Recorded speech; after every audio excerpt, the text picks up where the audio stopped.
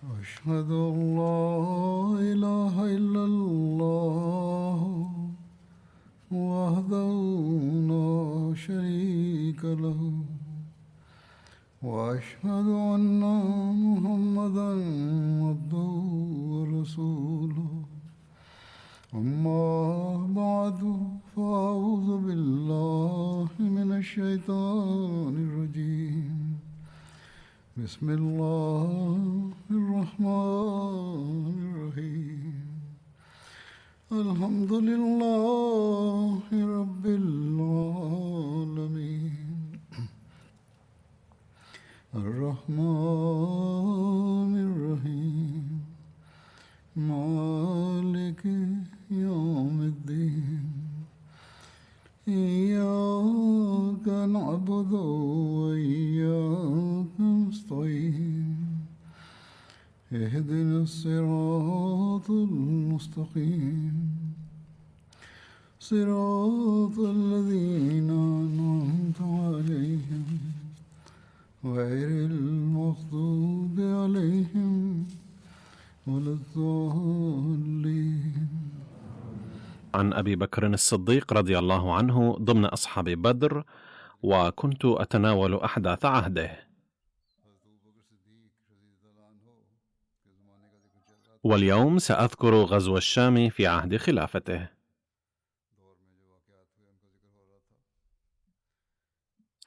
لما فرغ أبو بكر رضي الله عنه من أهل الردة واستقامت له العرب، حدث نفسه بغزو الروم الذين كانوا ممن يعتدون على المسلمين من الخارج ويضايقونهم، ولم يطلع عليه أحدا. وكانت الشام الحالية تسمى الروم آنذاك، وملكها يلقب بالقيصر.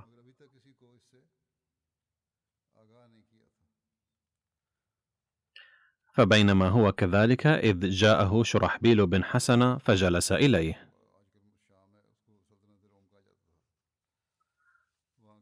فقال: يا خليفة رسول الله، أحدثت نفسك أن تبعث إلى الشام جندا؟ قال: نعم، قد حدثت نفسي بذلك ولم أطلع عليه أحدا، وما سألتني إلا لشيء. قال: أجل، إني رأيت فيما يرى النائم كأنك تمشي في ناس من المسلمين فوق حرشفة من الجبل، فأقبلت تمشي معهم حتى صعدت قلة في أعاليه،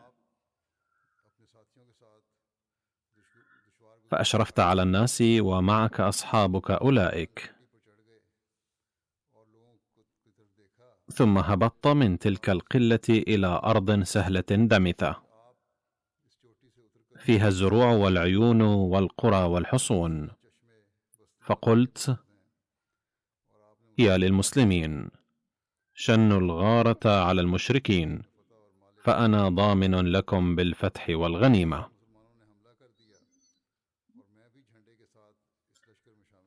فشد المسلمون وأنا فيهم ومعي راية، فتوجهت بها إلى قرية فسألوني الأمان فأمنتهم، ثم جئت فأجدك قد انتهيت إلى حصن عظيم ففتح لك، وألقوا إليك السلم، ووضع لك عريش فجلست عليه، ثم قال لك قائل: يفتح عليك وتنصر، فاشكر ربك واعمل بطاعته.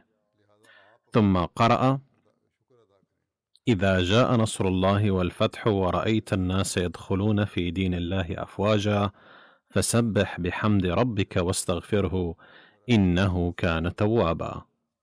ثم انتهيت. كانت رؤيا طويلة.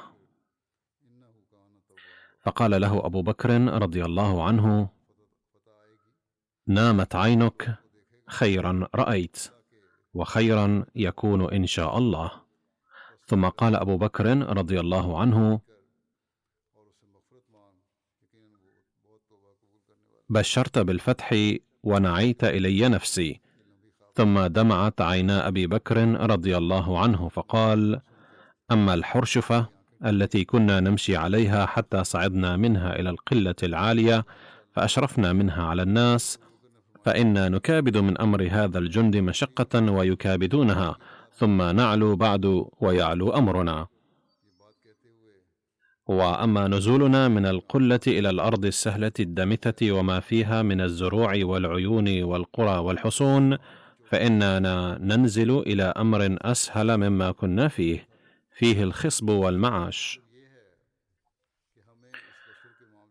وأما قولي للمسلمين: شنوا عليهم الغارة فإني ضامن لكم بالفتح والغنيمة، فإن ذلك توجيه للمسلمين إلى بلاد المشركين وحث إياهم على الجهاد.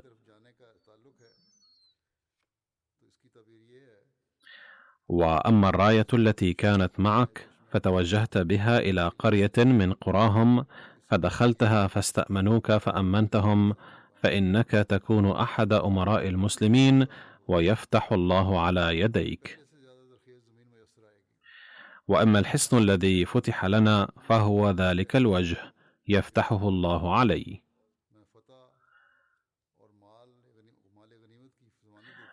وأما العريش الذي رأيتني عليه جالسا فإن الله يرفعني ويضع المشركين.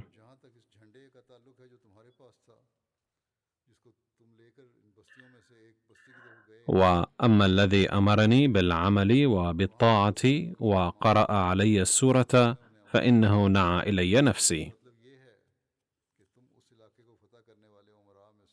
إن هذه السورة حين أنزلت على النبي صلى الله عليه وسلم علم أن نفسه قد نعيت إليه. الاكتفاء بما تضمنه من مغازي رسول الله صلى الله عليه وسلم، الجزء الثاني. هذا كان تأويل أبي بكر رضي الله عنه لهذه الرؤيا. لما أراد أبو بكر رضي الله عنه أن يجهز الجنود إلى الشام دعا عمرا وعثمان وعليا وعبد الرحمن بن عوف وطلحة والزبير وسعدا بن أبي وقاص وأبا عبيدة بن الجراح ووجوه من المهاجرين والأنصار من أهل بدر وغيرهم،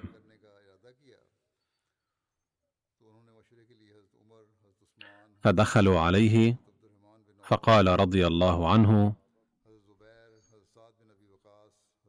إن الله تبارك وتعالى لا تحصى نعمه ولا تبلغ جزاءها الأعمال، فله الحمد كثيرا على ما اصطنع عندكم، قد جمع كلمتكم وأصلح ذات بينكم وهداكم إلى الإسلام ونفى عنكم الشيطان، فليس يطمع أن تشركوا بالله ولا أن تتخذوا إلها غيره. فالعرب اليوم بنو أم وأب، وقد رأيت أن أستنفرهم إلى الروم بالشام، فمن هلك منهم هلك شهيدا، وما عند الله خير للأبرار، ومن عاش منهم عاش مدافعا عن الدين مستوجبا على الله ثواب المجاهدين. هذا رأيي الذي رأيت، فليشر علي كل امرئ بمبلغ رأيه.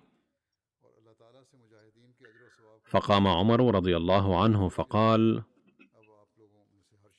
الحمد لله الذي يخص بالخير من يشاء من خلقه، والله ما استبقنا إلى شيء من الخير إلا سبقتنا إليه، وذلك فضل الله يؤتيه من يشاء. قد والله أردت لقاءك بهذا الرأي الذي ذكرت غير مرة، فما قضى الله أن يكون ذلك حتى ذكرته الآن. فقد أصبت، أصاب الله بك سبيل الرشاد. ثم أيده عبد الرحمن بن عوف وعثمان بن عفان وطلحة والزبير وسعد وأبو عبيدة وسعيد بن زيد وعلي وجميع من حضر ذلك المجلس من المهاجرين والأنصار، وقالوا: إنا سامعون لك مطيعون، لا نخالف أمرك ولا نتهم رأيك ولا نتخلف عن دعوتك وإجابتك.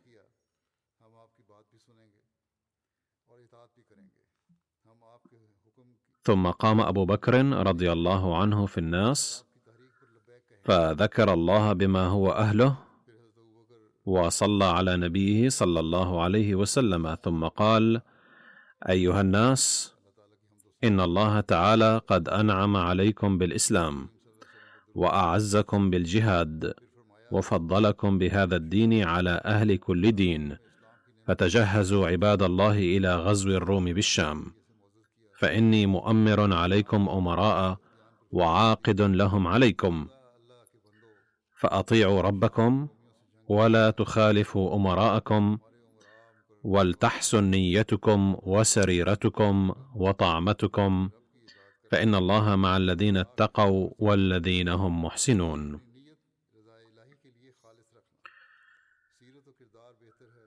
وأمر أبو بكر رضي الله عنه بلالا فأذن في الناس: انفروا أيها الناس إلى جهاد عدوكم الروم بالشام. وأمير الناس خالد بن سعيد.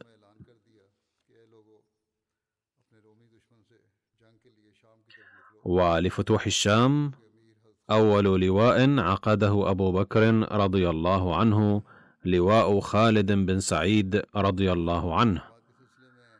وبحسب رواية، لما رجع أبو بكر رضي الله عنه إلى المدينة بعد حج بيت الله، أرسل خالد بن سعيد مع جيش إلى الشام في 13 للهجرة. وقال البعض: حين أرسل أبو بكر رضي الله عنه خالد بن الوليد إلى العراق، حينها أرسل خالد بن سعيد إلى الشام. وعلى ذلك فأول لواء عقد لفتح الشام كان لواء خالد بن سعيد. وإضافة إلى ذلك، يثبت من رواية أن أبا بكر رضي الله عنه حين عقد 11 لواء من أجل أهل الردة، حينها أمر خالد بن سعيد بأن ينزل تيماء للحفاظ على حدود الشام، وأوصاه ألا يبرحها، وأن يدعو من حوله بالانضمام إليه، وألا يقبل إلا ممن لم يرتد، ولا يقاتل إلا من قاتله حتى يأتيه أمره. وتيماء مدينة شهيرة بين الشام والمدينة. بدأ أبو بكر رضي الله عنه بجمع المسلمين من المدينة والمناطق الأخرى للحرب مع الروم، ودعاهم إلى الجهاد، فكتب إلى أهل اليمن، وهذا هو نص الكتاب: من خليفة رسول الله صلى الله عليه وسلم إلى من قرئ عليه كتابي هذا من المؤمنين والمسلمين من أهل اليمن، سلام عليكم، فإني أحمد إليكم الله الذي لا إله إلا هو. أما بعد، فإن الله تبارك وتعالى كتب على المسلمين الجهاد، وأمرهم أن ينفروا فيه خفافا وثقالا، فقال الله جل ثناؤه: وجاهدوا بأموالكم وأنفسكم في سبيل الله. فالجهاد فريضة مفروضة، وثوابه عند الله عظيم. وقد استنفرنا من قبلنا من المسلمين إلى جهاد الروم بالشام، وقد سارعوا إلى ذلك، وعسكروا وخرجوا، وحسنت نيتهم وعظمت حسبتهم، فسارعوا عباد الله إلى فريضة ربكم وسنة نبيكم، وإلى إحدى الحسنيين، إما الشهادة وإما الفتح والغنيمة. إن الله جل ذكره لم يرضى من عباده بالقول دون العمل، ولا بترك الجهاد فيه أهل عداوته حتى يدينوا بالحق ويقروا بحكم الكتاب. حفظ الله لكم دينكم وهدى قلوبكم وزكى أعمالكم ورزقكم أجر المجاهدين الصابرين، والسلام عليكم. وبعث سيدنا أبو بكر الصديق رضي الله عنه بهذا الكتاب مع أنس بن مالك رضي الله عنه، حيث قال: أتيت اليمن فبدأت بهم حيا حيا وقبيلة قبيلة، أقرأ عليهم كتاب أبي بكر الصديق، فإذا فرغت من قراءته قلت: الحمد لله، وأشهد أن لا إله إلا الله وأن محمدا رسول الله. أما بعد، فإني رسول خليفة رسول الله إليكم ورسول المسلمين، ألا وإني قد تركتهم معسكرين، ليس يمنعهم عن الشخوص إلى عدوهم إلا انتظاركم، فعجلوا إلى إخوانكم بالنفر، رحمكم الله أيها المسلمون. فعاد سيدنا أنس إلى المدينة وبشر سيدنا أبا بكر بقدوم القوم، فقال: قد أتوك شعثا غبرا أبطال اليمن وشجعانها وفرسانها، وقد ساروا إليك بالذرار والحرم والأموال. في الطرف الآخر وصل خالد بن سعيد إلى تيماء، فأقام هناك، فاجتمع إليه جموع كثيرة، وبلغ الروم عظم ذلك العسكر، فضربوا على العرب الضاحية البعوث بالشام إليهم، فكتب خالد بن سعيد إلى أبي بكر بذلك، فكتب إليه أبو بكر أن أقدم ولا تحجم واستنصر الله، فسار إليهم خالد، فلما دنا منهم تفرقوا وأعروا منزلهم، فنزله ودخل عامة من كان تجمع له في الإسلام، وكتب خالد إلى أبي بكر بذلك، فكتب إليه أبو بكر: أقدم ولا تقتحمن حتى لا تؤتى من خلفك. فسار سيدنا خالد بن سعيد في من كان خرج معه حتى نزلوا في موضع، فسار إليه بطريق من بطارقة الروم يدعى باهان، فهزمه خالد بن سعيد وقتل الكثير من جنده، فهرب باهان إلى دمشق، وكتب بذلك خالد إلى أبي بكر واستمده. وقد قدم على أبي بكر أوائل مستنفري اليمن ومن بين مكة واليمن، وفيهم سيدنا ذو الكلاع، وقدم إليه عكرمة قافلا وغازيا في من كان معه، ومن بعض المناطق الأخرى منتصرين على المرتدين.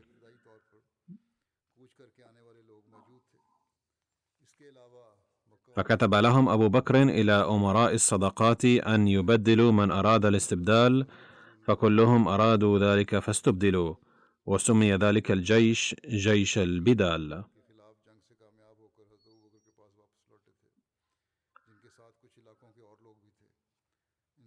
فقدمت هذه الجنود على خالد بن سعيد، وعند ذلك احتاج أبو بكر للشام، وأمر الوليد بن عقبة بالسير إلى خالد بن سعيد، فلما وصل إليه أخبره أن أهل المدينة متحمسون لنصرة أخوتهم، وأن سيدنا أبا بكر يدبر بعث الجيوش،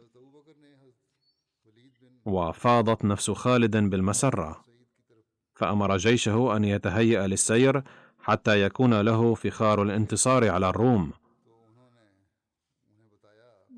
وأراد الهجوم ومعه الوليد بن عقبة على جيش الروم العظيم، وعلى رأسه قائدهم الأكبر باهان. كأن سيدنا خالد بن سعيد تجاهل عند الهجوم على الروم توجيه سيدنا أبي بكر، أي ألا يقتحم كثيرا حتى يتسنى للعدو الهجوم من خلفه، فقد غفل عن خلفه، فبدأ الهجوم قبل وصول القادة الآخرين، فانحاز عنه باهان مع أصحابه وسار إلى دمشق، وكان ذلك في الحقيقة مكيدة له، إذ كان يريد أن يحاصر المسلمين للهجوم عليهم من خلفهم، وكان سيدنا أبو بكر قد حذر من ذلك الخطر، لكن الطمع في الانتصار أغفل خالدا عن تنبيه خليفة الوقت وساقه إلى التقدم،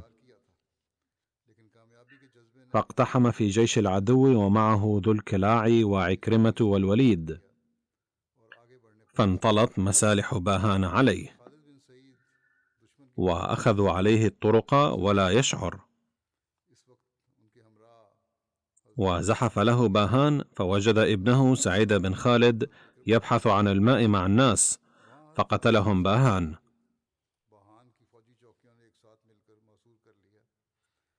وحين بلغ خالدا خبر شهادة ابنه ومن معه، خرج هاربا في جريدة، وبدلا من التصدي لهم خرج من هناك، فأفلت من أفلت من أصحابه على ظهور الخيل والإبل، وقد أجهضوا عن عسكرهم، ووصل خالد هاربا إلى ذي المروة، وهو موضع بين مكة والمدينة على بعد 96 ميلا من المدينة. وأقام عكرمة في الناس ردءا لهم، فرد باهان وجنوده أن يطلبوا خالدا. فلما علم بذلك سيدنا أبو بكر الصديق أبدى عتابا على خالد، ولم يأذن له بدخول المدينة، ولاحقا حين أذن له بدخولها قدم الاعتذار إلى سيدنا أبي بكر على تصرفه هذا. ورغم هزيمة سيدنا خالد بن سعيد هذه لم تتزعزع عزيمة سيدنا أبي بكر رضي الله عنه مطلقا، فلما علم بأن سيدنا عكرمة وسيدنا ذو الكلاع قد تمكنا من إنقاذ الجيش الإسلامي من ربقة العدو ووصلوا إلى حدود الشام وهناك ينتظرون المدد، دبر إرسال النجدة فورا دون أن يضيع لحظة، فقد جهز سيدنا أبو بكر 4 جيوش كبيرة وبعثها إلى 4 مناطق الشام، وتفصيل ذلك كالتالي: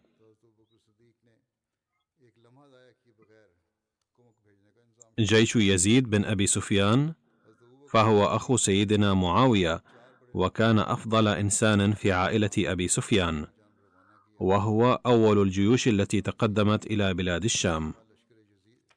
أمر عليه الصديق يزيد بن أبي سفيان، وكانت مهمته الوصول إلى دمشق وفتحها ومساعدة الجيوش ال4 عند الضرورة. وكان قوام جيش يزيد أول الأمر 3000، ثم عززه الخليفة بالإمدادات حتى صار معه بحدود 7000 رجل. وكان في هذا الجيش من سكان مكة مثل سهيل بن عمرو وغيره من الأشراف. كان سهيل بن عمرو في الجاهلية من كبار رجال قريش ومن السادة الأذكياء، وهو كان ممثل كفار مكة عند إبرام الصلح مع النبي صلى الله عليه وسلم في الحديبية، وأسلم عند فتح مكة. فلما عقد سيدنا أبو بكر رضي الله عنه لواء لسيدنا يزيد بن أبي سفيان، طلب ربيعة بن عامر، وعقد له أيضا لواء، وقال له أنه سيسير مع يزيد بن أبي سفيان فلا يعصينه ولا يعارضنه. ثم قال لسيدنا يزيد بن أبي سفيان: إذا رأيت أن تجعل ربيعة بن عامر في مقدمتك مناسبا فافعل، فهو من خير فرسان العرب ومن صلحاء قومك، وآمل أنه من عباد الله الصالحين.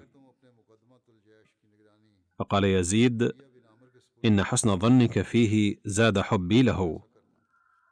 ثم أقبل سيدنا أبو بكر رضي الله عنه يمشي معهم، فقال يزيد: يا خليفة رسول الله صلى الله عليه وسلم، إما أن تركب وإما أن تأذن لي بالنزول لأمشي معك، لأني أكره أن تمشي وأنا راكب. فقال له سيدنا أبو بكر رضي الله عنه: ما أنا براكب وما أنت بنازل، فأنني أرى خطواتي هذه في سبيل الله. ثم قال موصيا ليزيد رضي الله عنه: يا يزيد، إني أوصيك بتقوى الله وطاعته والإيثار له والخوف منه، وإذا لقيتم العدو فأظفركم الله به فلا تغلل ولا تمثل، أي لا تشوه وجوه الجثث، ولا تغدر ولا تجبن، ولا تقتلن وليدا ولا شيخا كبيرا ولا امرأة، ولا تحرقن نخلا ولا تغرقنه، ولا تقطعن شجرا مثمرا، ولا تعقر بهيمة إلا لمأكل، أي لا تهلك البهائم عبثا ودون ما سبب. وستمرون بقوم في هذه الصوامع يزعمون أنهم حبسوا أنفسهم لله، فدعهم وما حبسوا أنفسهم له، أي لا تعترض للقسس والرهبان. وستجدون آخرين فحص الشيطان أوساط رؤوسهم كأن أوساطها أفاحيص القطا.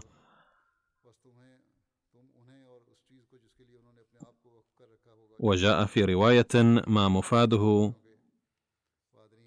أنكم ستجدون آخرين حلقوا شعر رؤوسهم من الوسط وتركوها على أطرافها، فاضربوا بالسيف ما فحصوا عنه من رؤوسهم. هناك روايات مختلفة تتحدث عن الذين أمر بضربهم، فقيل أنهم كانوا حزبا من المسيحيين غير الرهبان، ولكنهم كانوا زعماء دينيين يحرضون الناس على محاربة المسلمين، وكانوا يشتركون بأنفسهم أيضا في الحرب. لقد قال أبو بكر رضي الله عنه: ألا يقتل الرهبان، ولكن الذين يتبعون المحرضين على الحرب والذين يحاربون المسلمين يجب قتالهم، لأنهم محاربون ومحرضون على القتال حتى ينيبوا إلى الإسلام أو يؤدوا الجزية عن يد وهم صاغرون. ولينصرن الله من ينصره ورسله بالغيب. وأقرأ عليك السلام وأستودعك الله. ثم أخذ بيده فودعه، ثم قال: إنك أول امرئ وليته على رجال من المسلمين أشراف غير أوضاع في الناس، ولا ضعفاء ولا أدنياء ولا جفاة في الدين، فأحسن صحبتهم، وألن لهم كتفك، واخفض لهم جناحك، وشاورهم في الأمر. أحسن الله لك الصحابة وعلينا الخلافة. وبالإضافة إلى ذلك نجد ذكر وصايا أخرى أيضا، فقد كتب أبو بكر رضي الله عنه إلى يزيد بن أبي سفيان: إني قد وليتك لأبلوك وأجربك وأخرجك، فإن أحسنت رددتك إلى عملك وزدتك، وإن أسأت عزلتك، فعليك بتقوى الله، فإنه يرى من باطنك مثل الذي من ظاهرك، وإن أولى الناس بالله أشدهم توليا له، وأقرب الناس من الله أشدهم تقربا إليه بعمله. وقد وليتك عمل خالد، فإياك وعيبة الجاهلية، فإن الله يبغضها ويبغض أهلها. وإذا قدمت على جندك فأحسن صحبتهم، وابدأهم بالخير وعدهم إياه. وإذا وعظتهم فأوجز، فإن كثير الكلام ينسي بعضه بعضا. وأصلح نفسك يصلح لك الناس، وصل الصلوات لأوقاتها بإتمام ركوعها وسجودها والتخشع فيها. وإذا قدم عليك رسل عدوك فأكرمهم وقلل لبثهم حتى يخرجوا من عسكرك وهم جاهلون به، ولا ترينهم فيروا خللك ويعلموا علمك، وأنزلهم في ثروة عسكرك وامنع من قبلك من محادثتهم، وكن أنت المتولي لكلامهم، ولا تجعل سرك لعلانيتك فيخلط أمرك، وإذا استشرت فاصدق الحديث تصدق المشورة، ولا تخزن عن المشير خبرك فتؤتى من قبل نفسك. أي إذا أراد المرء أن يستشير أحدا فليخبره بالأمور بدقة حتى يشير عليه مشورة صحيحة بغير نقصان. واسمر بالليل في أصحابك تأتك الأخبار وتنكشف عندك الأستار، وأكثر حرسك وبددهم في عسكرك، وأكثر مفاجأتهم في محارسهم بغير علم منهم بك، فمن وجدته غفل عن محرسه فأحسن أدبه وعاقبه في غير إفراط، وأعقب بينهم بالليل، واجعل النوبة الأولى أطول من الأخيرة فإنها أيسرهما لقربها من النهار، ولا تخف من عقوبة المستحق، ولا تلجن فيها، ولا تسرع إليها، ولا تخذلها مدفعا، ولا تغفل عن أهل عسكرك فتفسده، ولا تجسس عليهم فتفضحهم، ولا تكشف الناس عن أسرارهم، واكتفي بعلانيتهم، ولا تجالس العباثين، وجالس أهل الصدق والوفاء، واصدق اللقاء، ولا تجبن فيجبن الناس، واجتنب الغلول فإنه يقرب الفقر ويدفع النصر، وستجدون أقواما حبسوا أنفسهم في الصوامع فدعهم وما حبسوا أنفسهم له. أقول هذا دستور العمل لكل زعيم ولكل مسؤول، وهذا ضروري جدا لتيسير الأمور على ما يرام. ثم أخذ أبو بكر رضي الله عنه بيد يزيد وودعه، ثم قال: إنك أول امرئ وليته على رجال من المسلمين أشراف غير أوضاع في الناس، ولا ضعفاء ولا أدنياء، ولا جفاة في الدين، فأحسن صحبتهم، وألن لهم كتفك، واخفض لهم جناحك، وشاورهم في الأمر. أحسن الله لك الصحابة وعلينا الخلافة. فخرج يزيد في جيشه قبل الشام، وكان أبو بكر رحمه الله كل غدوة وعشية يدعو في دبر صلاة الغداة، ويدعو بعد صلاة العصر، فيقول: اللهم إنك خلقتنا ولم نك شيئا، ثم بعثت إلينا رسولا رحمة منك وفضلا علينا، فهديتنا وكنا ضلالا، وحببت إلينا الإيمان وكنا كفارا، وكثرتنا وكنا قليلا، وجمعتنا وكنا أشتاتا، وقويتنا وكنا ضعفاء، ثم فرضت علينا الجهاد وأمرتنا بقتال المشركين حتى يقولوا لا إله إلا الله ويعطوا الجزية عن يد وهم صاغرون. اللهم إنا أصبحنا نطلب رضاك بجهاد من عاداك، ثم عدل بك وعبد معك آلهة غيرك، لا إله إلا أنت، تعاليت عما يقول الظالمون علوا كبيرا. اللهم فانصر عبادك المسلمين على عدوك من المشركين. اللهم افتح لهم فتحا يسيرا، وانصرهم نصرا عزيزا، وشجع جبنهم، وثبت أقدامهم، وزلزل بعدوهم، وأدخل الرعب قلوبهم، واستأصل شأفتهم، واقطع دابرهم، وأبد خضراءهم، وأورثنا أرضهم وديارهم وأموالهم وآثارهم، وكن لنا وليا وبنا حفيا، وأصلح لنا شأننا، واجعلنا لأنعمك من الشاكرين، واغفر لنا وللمؤمنين والمؤمنات والمسلمين والمسلمات الأحياء منهم والأموات. ثبتنا الله وإياكم بالقول الثابت في الحياة الدنيا وفي الآخرة، إنه بالمؤمنين رؤوف رحيم.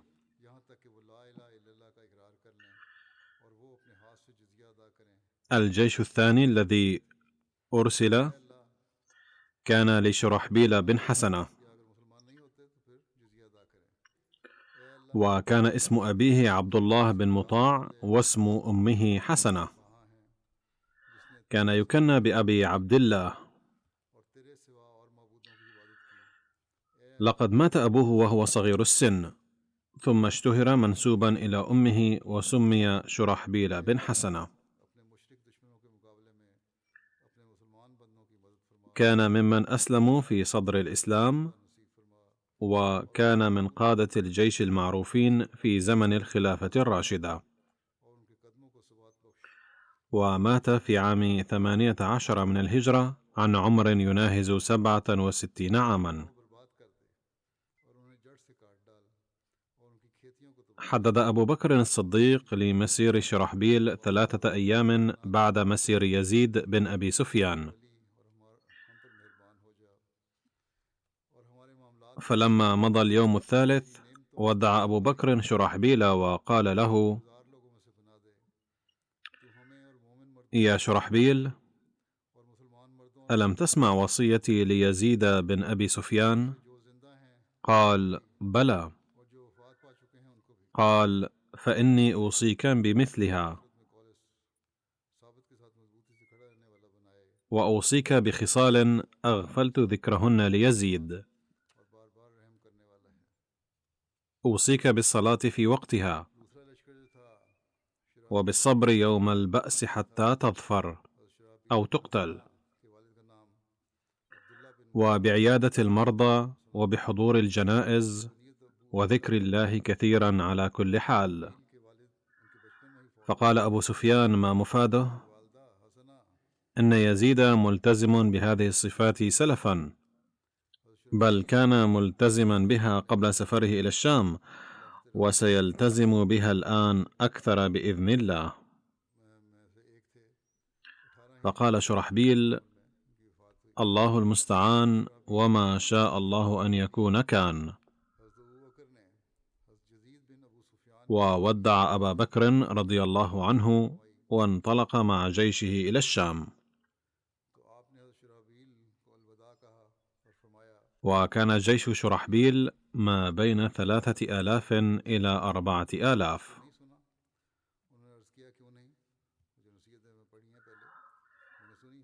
وأمره أن يسير إلى تبوك والبلقاء ثم بصرى، وهي آخر مرحلة. بصرى مدينة قديمة ومعروفة في الشام. وتقدم شرحبيل نحو البلقاء حيث لم يلقى مقاومة تذكر. تقع البلقاء في منطقة الشام أيضا. وكان جيش شرحبيل يسير على الجناح الأيسر لجيش أبي عبيدة، والجناح الأيمن لجيش عمرو بن العاص. فأوغل في البلقاء حتى بلغ بصرى، فأخذ يحاصرها، فلم يوفق في فتحها، لأنها كانت من المراكز الحصينة للروم. الجيش الثالث كان لأبي عبيدة بن الجراح،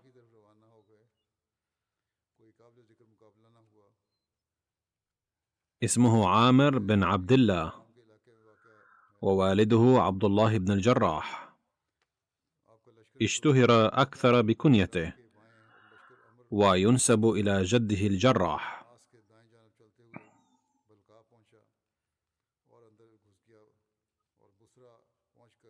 كان من 10 المبشرين بالجنة. توفي في سنة 18 وهو ابن 58 سنة. كان أبو عبيدة أمير الجيش الثالث الذي بعثه أبو بكر إلى الشام، فقد بعثه أبو بكر ناحية حمص. وكانت حمص مدينة قديمة وكبيرة قرب دمشق.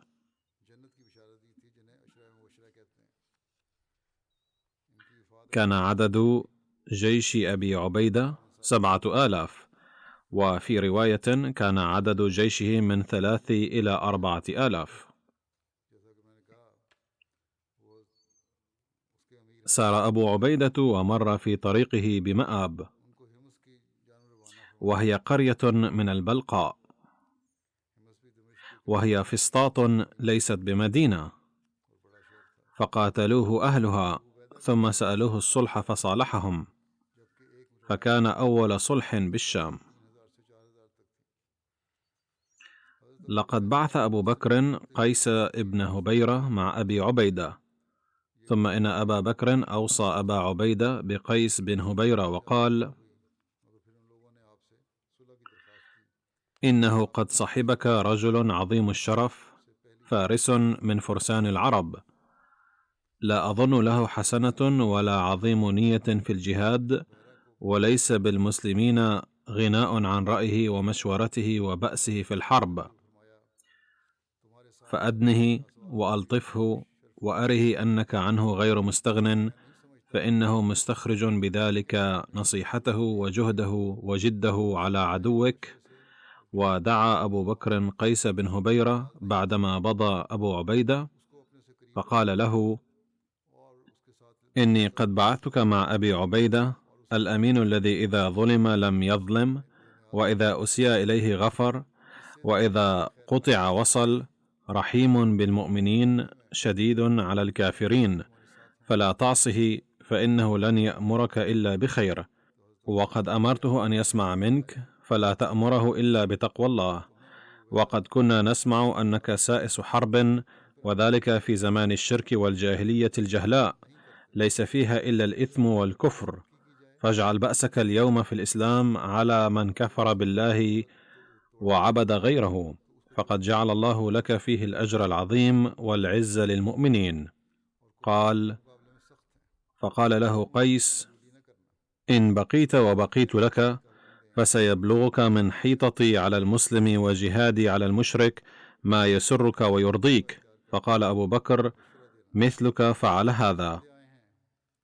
قال: فلما بلغه مبارزة البطريقين بالجابية وقتله إياهما قال: صدق قيس ووفى. بقي جزء من هذا الذكر وسيستمر في المستقبل أيضا. أما الآن فأذكر أحد شهدائنا، السيد نصير أحمد ابن عبد الغني، الذي كان من سكان حي دار الرحمة الشرقي بربوة،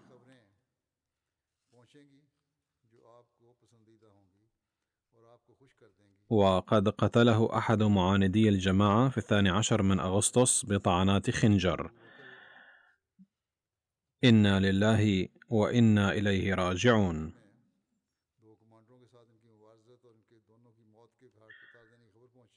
وتفصيل ذلك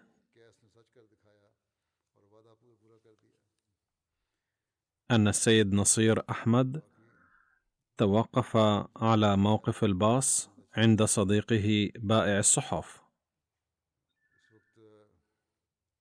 وإذ جاء أحد المتعصبين دينيا المدعو حافظ شهزاد حسن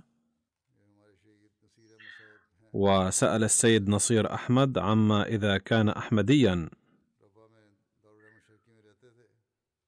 فأجابه بأنه ينتمي إلى الجماعة الإسلامية الأحمدية، فطالبه هذا المتعصب أن يرفع هتافات ضد الجماعة،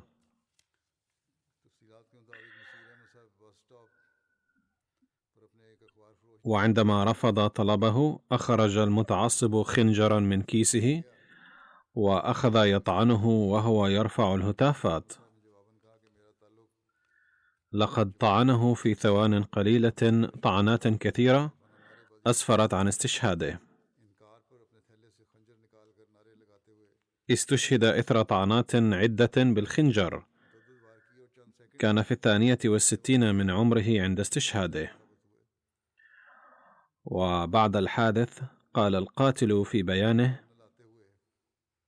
لست نادما على هذا الفعل، وإذا سنحت لي فرصة أخرى لمثل هذا العمل في المستقبل فلن أفوتها. لقد حدثت هذه الحادثة كلها في غضون دقيقة، ولقد أسعف إلى المشفى خلال 2 أو 3 دقائق فحسب، ولكن هذا ما كان مقدرا أن الطعنات كانت قاضية فاستشهد. لقد دخلت الأحمدية في أسرة الشهيد الراحل من خلال جده السيد فيروز دين من منطقة راي بور في محافظة سيالكوت، الذي انضم إلى الأحمدية عام 1935 بعد مبايعته في عهد الخلافة الثانية. لم يستمر في الدراسة بعد التعليم الابتدائي، وانضم إلى مهنة أسلافه في الفلاحة. قضى بعض الوقت خارج باكستان حيث عمل في ماليزيا وغيرها، ثم رجع إلى باكستان، وقبل 10 سنوات انتقل من منطقة رايبور محافظة سيالكوت إلى ربوة. كان متفرغا في هذه الأيام ولم يكن يعمل. كان مصابا بمرض في القلب أيضا، وكان يقضي معظم الوقت في خدمة الجماعة على مستوى الحي، وكان يخدم حاليا في مجلس أنصار الله بصفته منتظما للإيثار ومحصلا في قسم المال. كان يتحلى بالعديد من الصفات والميزات. كان دائما على أتم الاستعداد لمساعدة كل من في الحي، ولا سيما الأيتام والفقراء، كما أنه كان يهتم بشكل خاص بنظافة المسجد. لقد كان شخصا أمينا ومجتهدا وودودا وشجاعا. كان قد أصيب بكسر في ساقه، وبسبب إصابته هذه كان يواجه صعوبة في المشي، لكن على الرغم من ذلك كان يحضر إذا استدعي لأداء واجب الحراسة ليلا.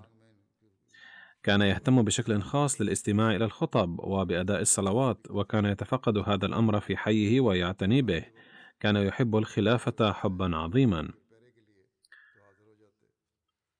كان معتادا على الاستماع إلى تلاوة القرآن الكريم يوميا على هاتفه المحمول لمدة ساعة بعد صلاة الفجر. كما كان يوميا يذهب إلى مقبرة الجنة للدعاء. ويقول رئيس الجماعة في حيه: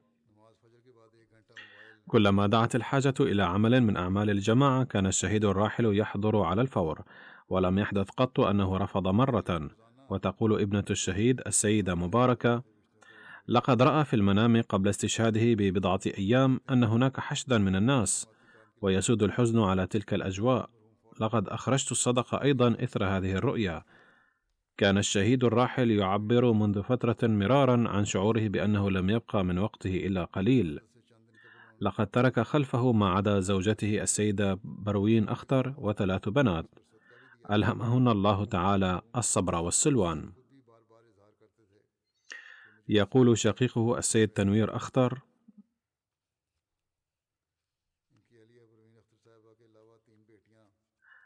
على الرغم من عدم معرفته كثيرا بعلوم الجماعة، إلا أنه كان منذ طفولته يتحلى بغيرة عظيمة من أجل الجماعة، وكان يحب الخلافة حبا جما. لقد كان شخصا بسيطا ومتواضعا، وكان يجد سعادته في رؤية الآخرين سعداء. عندما كان يعود إلى المنزل من لاهور بمناسبة العيد وغيره، كان يجلب معه الكثير من الأطعمة والمشروبات، وكان دائما يأتي بملابس جديدة وبدلات فاخرة، فلم يكن يرتديها إلا يوم العيد، ثم كان يعطيني تلك البدلات ويأخذ مني ملابسي القديمة لأنني كنت مكرسا الحياة لخدمة الدين. يقول ابن أخيه: إنه كان يحتفظ بالهاتف معه طوال الوقت تحسبا لحاجة أي شخص من الجماعة للمساعدة، فإذا لم يكن لديه الهاتف فكيف سيتم الاتصال به؟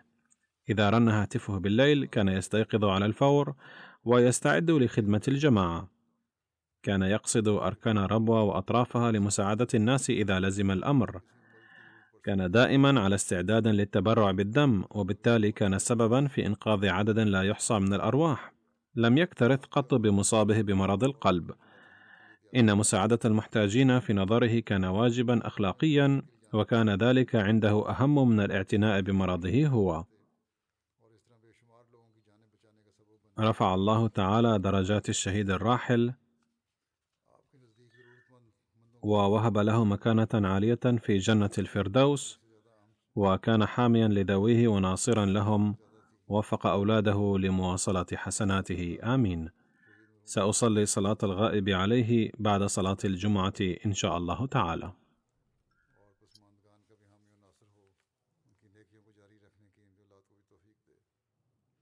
नमाज के बाद मैं इंशाल्लाह जनाजा गायब भी पढ़ाऊंगा इनका।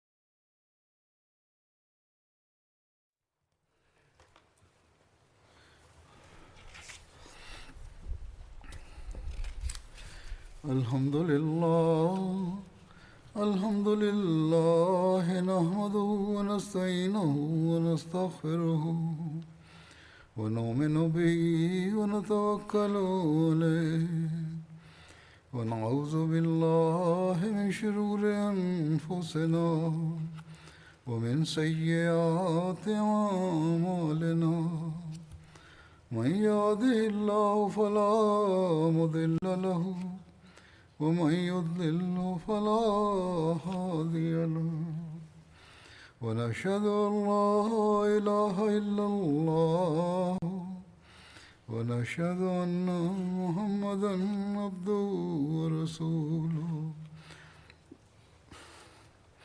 عباد الله رحمكم الله إن الله يأمر بالعدل والإحسان وإيتاء ذي القربى وينهى عن الفحشاء والمنكر والبغي يعظكم لعلكم تذكرون اذكروا الله يذكركم وادعوه